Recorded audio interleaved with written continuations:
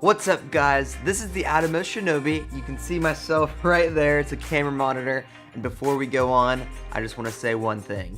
This thing is a game changer.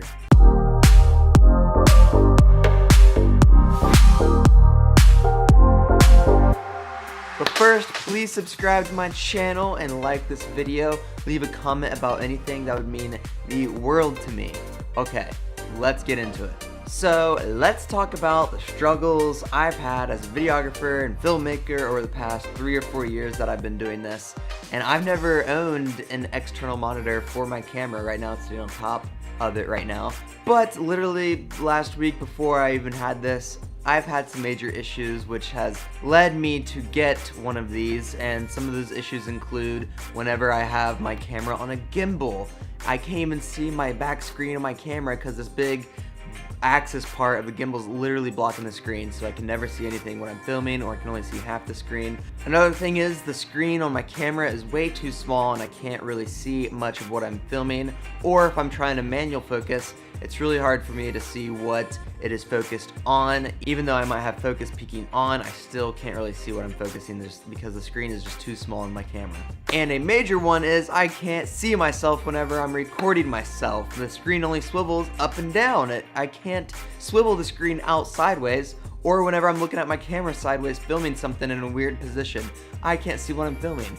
These have been the struggles I've had for years now, and I'm just sick of them now, and I'm ready to change it. So why did I wait until literally last week to buy one? Well, the price point. A lot of the monitors, when I was looking at them before, about $1,000 or so. Some can be even more, and I just thought that was ridiculous. I could buy a new lens with that. I could buy a bunch of other things that would also be helpful with that money, so I never got one before. And the setup. I always thought that having one of these would just add extra baggage to my bag, or just to add an extra step to my setup, because a lot of my setups need to be super quick, and I thought this would just hinder me and slow me down. But whenever I saw this monitor, I'm looking at myself right now. This is exactly what it looks like to me whenever I'm recording. Whenever I saw this monitor, which came up for market last month, I believe, within 2 minutes of reading this, I bought it because of the price point and because of what it had to offer, which was incredible to me. So let's get into more why this is incredible for an everyday, every shoot kind of purpose, and not more into the specs, but more into the practicality of this thing. From somebody that does this full time and makes a living off of this. Not this, but videography. Alright, so right now I have the monitor pulled up. I don't have a second camera to film separately, so I'm really just recording. I just have the camera set up right here in this monitor. It's exactly what it's showing, so it's having a little weird effect right here, but this was the best way, I think, to show what this thing does and what this thing can do. This is a little bracket I had to buy to put on the top of my camera. Anyways, let's get more into this. I'm not going to really talk about the specs or details. Right here is where I'll put what this camera really offers for whoever's interested, and it would just take too long to really get into that more. I'm just going to be talking about the more practicality of this thing for me and why this works for me and what I do. So the first thing is what I'm going to talk about is the setup of this thing. All you do is just put this on top of your camera. I have another little thing for my mic, which you can see here. You can put both on top. It's kind of a big setup, but I don't mind. I like it a lot. It looks a little different on the gimbal because I'll mount this on the actual stick rod thing that I'm holding on to. But anyways, the first thing I want to bring up is how easy this is to turn on and just set up on your camera. So I'm just going to unplug it. So as you can see right here, this is what it looks like. It's just on, and there's just the button on the back. I just turn it on. I just take this cable and just plug it straight into here, and I have it plugged into my camera, and just wait a moment or two, and bam, it is set up and it is ready to go. It looks exactly like it does like on the back of your camera. There's nothing different. It's the exact same setup. And another thing while I'm here is I was worried about the brightness, the colors, and the contrast of this monitor, that it might be a little bit different than what it would be on my camera screen on the back. And as soon as I plugged this in, I realized that it is very, very similar. I've been recording this for a week every day on paid gigs and stuff, and it has been very, very reliable to me. The brightness I see on here and the contrast and stuff I see on here, whenever I go to edit it, is exactly how I want it. So it's really no different. It's nearly identical to the one on the camera, which is perfect. And real quick, while I'm here, I'll just show you the interface a little bit. I just tap the screen and you can see down here a whole list of things come up, from waveform through all these different ones, vector scope over here, and focus peaking right there. I have zebra, I can do any of that. Let me just turn all this stuff off. And you just scroll through here. I can zoom in and really narrow down what I'm trying to focus, or even a little bit less. Turn that off, and I can do anamorphic settings if you're using anamorphic lens. There's just a lot this thing has to offer. I honestly don't use a lot of this stuff, but I know a lot of people do and they like to have it, and it's all literally right here to have and at the touch of a button. So the last thing that I think is huge that I wanted to mention that was really important to me that didn't come on monitors that were at this price point, which is $400, is the ability to load on LUTs. So right now I'm gonna uncolor grade my footage. This is what it looks like coming out of my monitor right here, and this is how I view my filming. Whenever I'm filming things, it looks like this.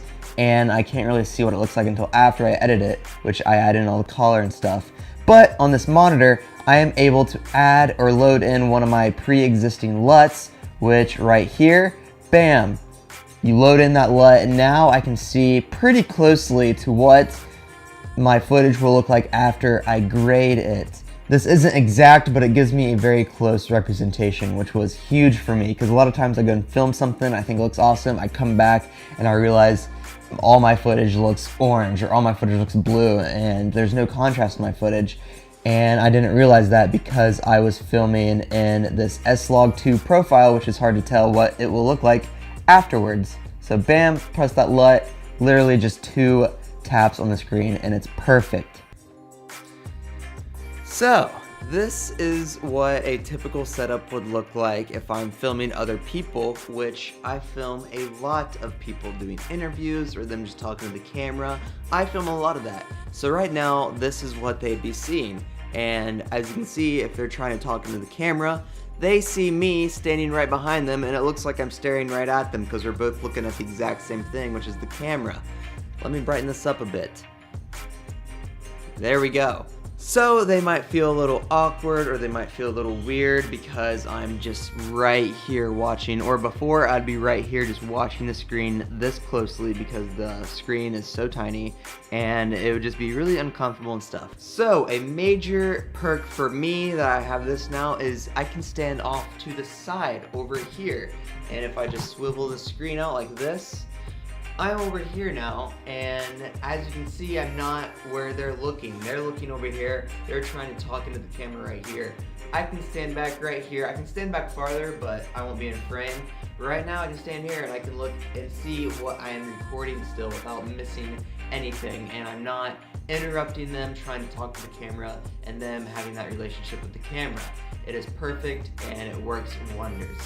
And another thing while I'm here is that when a lot of times whenever I'm with the clients, they like to see the setup and like to see what it looks like on camera. And before, it was kind of hard to show them on the little tiny camera, the tiny screen, because they can't really see it and they have to come up and like look at this, and it's just hard for them to see. So now it's really easy for me to just pop right here and just swivel the camera around to them, or the monitor, so now they can see what I see on the camera and they can see exactly what the camera will look like and the video will look like, and it's just that easy. And I can just flip it right back around for me and everybody can see the monitor easily, and the client's happy, so I'm happy. Another great example while I'm here still shooting in front of my mirror is literally a few days ago I shot a musical at a high school, and I was really happy to use this camera monitor right here, and you can see I'm holding it now because when I was shooting the musical, I had the tripod and camera up super high like this, clearly way above my head, and I had to follow them the whole time. So I had to swivel this all back and forth and follow whoever was talking and stuff. So I had to really make sure who the camera was on and where my camera was at. And looking at that tiny screen from way down here would have been impossible. So I'm holding the monitor right here in my hands. I'm holding it right here in my hands. I can see everything plain as day. I don't have to look up or anything. I can look up straight here and I can follow whoever I'm trying to film. It was a huge, huge benefit to me in those type of situations. Doopy-doo, doopy-doo-doo.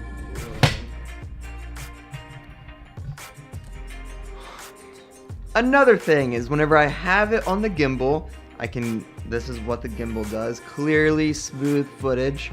So I have this on so much, probably every shoot I'm on, I use the gimbal for a lot of different things, and I'm going to show up a clip right now, but you can see this little axis thing blocks the screen whenever I'm trying to film. So now that I have this, the monitor's way down here, I can look at this monitor down here, and I clearly see everything I am supposed to be filming. So I can walk around and stuff, and I can see everything that I'm filming very clearly on this big screen down here, and I still have my legs right here to where I can still set my gimbal just on the ground easily like that. It didn't look easy because I was holding it, but I promise it's easy. And this is just a no setup, no brainer or anything. Also, I have the mic turned around right now so you can hear me a little bit better. Don't know how that's doing. It looks hilarious, but I love this setup. It works great. So, if you want to step up your videography game, isn't this thing cool? It shoots Super 8 film. I've never used it before. It's the only other camera I have. Anyways, then I suggest you get one of these if you want to step up your videography game just to that next level. For me, it has helped tremendously, and like I said, it's only $400. I've never seen anything this cheap for what this thing has. I know this video probably isn't for everybody, but a lot of you guys that do like to watch me are photographers and videographers, and this thing is a huge benefit and plus. I think I waited too long to buy one, but luckily this one came out and it was cheap at the right price point for me, and I love it. I can't stress that enough, and it's just fun to use. It makes me want to film myself more often, and it makes me want to film more YouTube videos because now it's super easy.